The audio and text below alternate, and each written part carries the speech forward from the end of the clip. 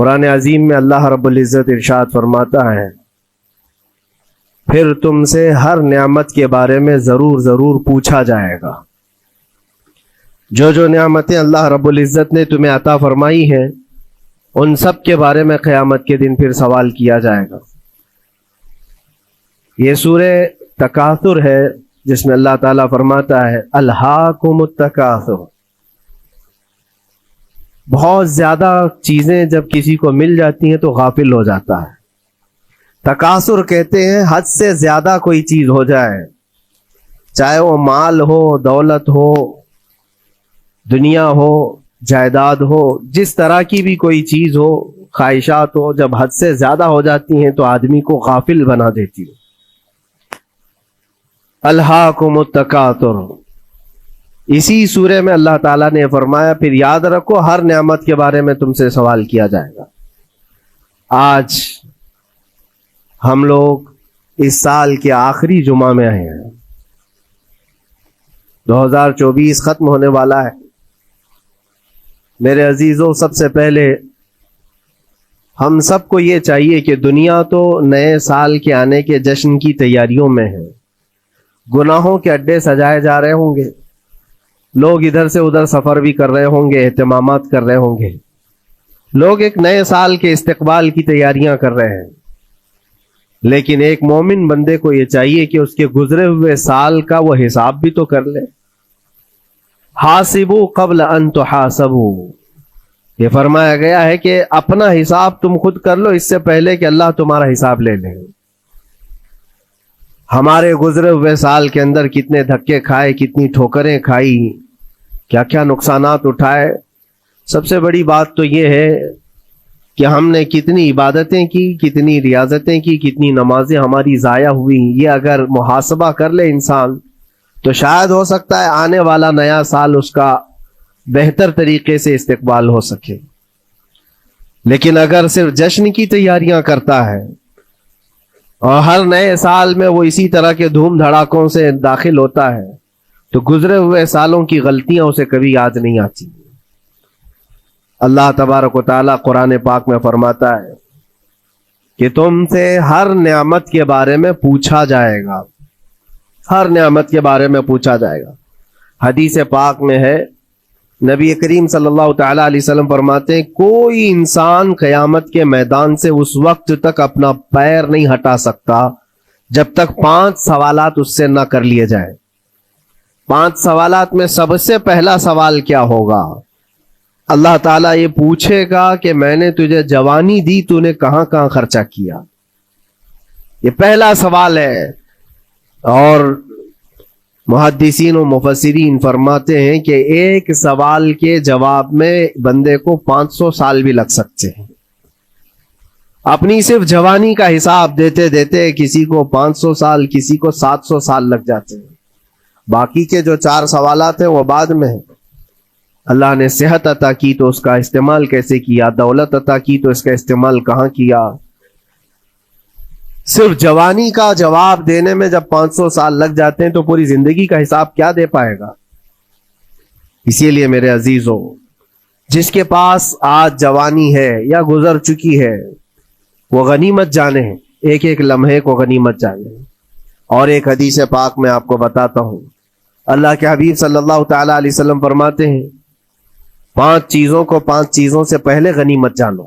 اس میں سے 2-3 میں ذکر کرتا ہوں۔ حضور پاک صلی اللہ تعالی علیہ وسلم فرماتے ہیں اپنی صحت کو غنیمت جانو بیمار ہونے سے پہلے۔ آج صحت مند ہو تو اس کی قدر کرو بیمار ہونے سے پہلے۔ ہاتھ نہیں ٹوٹا ہے ابھی، پاؤں نہیں ٹوٹا ہے، سر سلامت ہے، سوچنے کی طاقت ہے، زبان سلامت ہے۔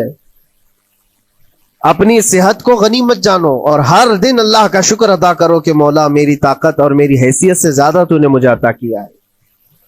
اور اگر اپنی صحت کا خیال نہیں ہے، قدر نہیں ہے، تو جاؤ کبھی کسی کینسر ہاسپٹل میں جا کر کے دیکھو، کئی ایسے لوگ ہیں جو موت اور حیات کے بیچ لڑ رہے ہیں۔ کچھ تو ایسے ہیں جو روز موت کی تمنا کرتے ہیں لیکن موت بھی نہیں۔ مجھے یاد ہے آج تقریباً 8-9 سال ہو گئے ہوں گے، ایک کینسر ہاسپٹل میں ایک ادھیڑ عمر کے شخص سے ملاقات، میں تیمارداری کے لیے یا عیادت کے لیے جایا کرتا تھا. اس شخص نے بستر پر لیٹے لیٹے کہا اس کے گردن میں ایک ایسی عجیب قسم کی کینسر کی پھنسی تھی جس سے ہمیشہ خون اور پیپ رستا رہتا ہے. کافی دنوں سے ہاسپٹلائزڈ ہے، لیکن ایک اس کی جو گڑ گڑاہٹ دیکھا اور ریکویسٹ میں نے سنا، کہا کہ حضرت صرف اتنی دعا کر دے کہ میرا سر اٹھے اور میں سجدہ کر سکوں. اس لیے کہ جوانی میں نے سجدے نہیں کی، اللہ کے عبادت نہیں کی، اور آج شدت سے خواہش ہوتی ہے کہ میں عبادت کروں یا سجدہ کروں، لیکن سر اٹھاتا ہوں تو یہاں سے پیپ اور خون شروع ہو جاتا ہے. اب وہ طاقت نہیں ہے. اس دن میرے دل پہ یہ بات لگی، کیا سچ فرمایا میرے آقا صلی اللہ علیہ وسلم نے، اپنی صحت کو غنیمت جانو بیمار ہونے سے پہلے، کہیں ایسا وقت نہ آئے کہ تم سجدہ کرنا چاہو لیکن تمہارا سر اٹھانے کے قابل بھی نہ رہے، تمہارے پاس وہ طبیعت بھی نہ رہے. ایک یہ تو پہلی چیز ہے. دوسری چیز، نبی مکرم صلی اللہ علیہ وسلم ارشاد فرماتے ہیں کہ تم اپنی جوانی کو غنیمت جانو بڑھاپا آنے سے پہلے. جوانی کو غنیمت جانو بڑھاپا آنے سے پہلے. آپ کو پتا نہیں بڑھاپا کیا ہوتا ہے؟ بڑھاپے میں صرف خواہشیں رہ جاتی ہیں، کرنے کی تمنا رہ جاتی ہے لیکن طاقت نہیں رہتی.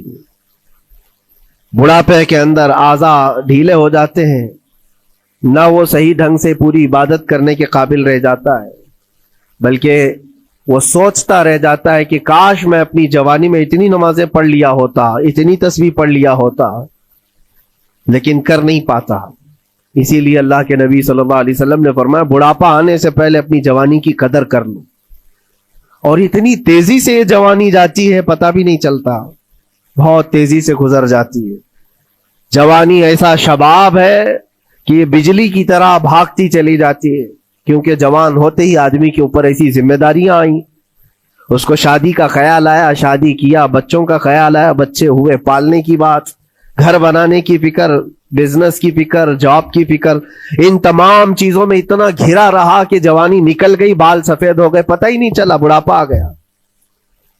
اور اس کے بعد بڑھاپے میں اس کو احتساب کرنے کا موقع ملے تو سوچتا ہے کہ میرے پاس جوانی کے اتنے سال تھے، کاش میں عبادت کیا ہوتا یا کچھ کر لیا ہوتا. لیکن ایک بات یاد رکھو، گیا وقت پھر ہاتھ آتا نہیں، سدا دور دورہ دکھاتا نہیں. سب سے قیمتی چیز دنیا کی یہ وقت ہے جو گزر جاتا ہے. آج کا جمعہ پھر ہم صدیوں بعد بھی یا جتنی بھی زندگی ہو یہ دوبارہ نہیں لے سکتے، یہ واپس نہیں آئے گا ہماری زندگی میں. 2024 کا یہ آخری جمعہ ہے، پوری دنیا سر پٹک لے دوبارہ یہ جمعہ واپس نہیں لا سکتی گزر جانے کے بعد. یہ نظام کائنات ہے، وقت گزر رہا ہے. الوقت کالسیف، یہ وقت تلوار کی طرح ہے، اس کو تم کاٹ دو ورنہ یہ تمہیں کاٹے گا. تیسری چیز رسول پاک صلی اللہ تعالی علیہ وسلم ارشاد فرماتے ہیں، دو چیزیں میں نے بتایا. پہلی یہ کہ صحت کو اپنی قدر کرو، غنیمت جانو بیمار ہونے سے پہلے. دوسری چیز ہے اپنی جوانی کی قدر کرو بڑھاپا آنے سے پہلے. اور تیسری سب سے امپورٹنٹ ہے، اللہ کے نبی نے فرمایا زندگی کو غنیمت جانو موت آنے سے پہلے. پہلے والی دو چیزوں میں تو تمہارے پاس موقع تو ہے. صحت چلی گئی، بیمار ہے، لیکن بیماری میں بھی توبہ کر رہا ہے، اللہ اللہ کر رہا ہے، چلو ٹھیک ہے. جوانی چلی گئی لیکن بڑھاپا ہے، بڑھاپا میں تو اللہ اللہ کر رہا ہے، عبادت کر رہا ہے. یہ دونوں میں تو موقع ہے، لیکن زندگی ختم ہو گئی، موت آ گئی، تب پھر کیا ہے؟ موت کے بعد پھر کوئی عمل نہیں ہے، موت کے بعد کوئی عمل نہیں ہے.